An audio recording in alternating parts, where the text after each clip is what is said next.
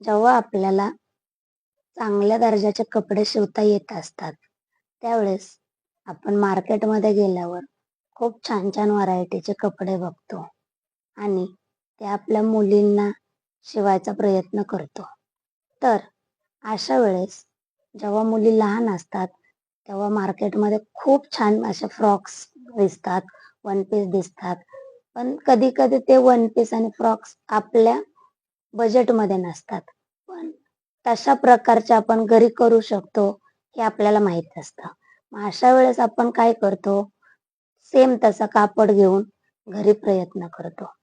पण जर आपल्याला चांगले कपडे शिवता येत असतील, तर हे काहीच हरकत नाही करण्यासाठी.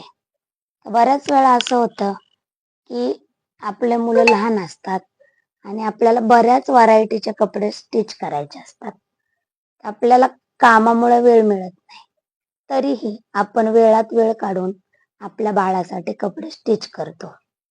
जर आपल्याला घरामध्ये कापड असेल आणि त्या प्रकारचा आपल्याला एखादा ड्रेस शिवायचा असेल, तर आपण बऱ्यापैकी प्रयत्न करतो आणि आपल्या बाळासाठी वेळात वेळ काढून सेम तसा ड्रेस बनवतो.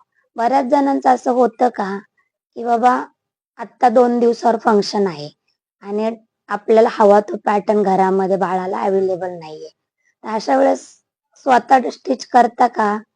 आणि करत असाल तर कमेंटमध्ये लाईक, शेअर करायला विसरू नका.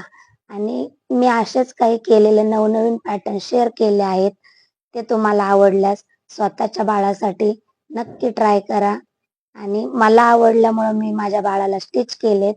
तुम्हीही अशा प्रकारचे वेगवेगळे पॅटर्न स्टिच करू शकता.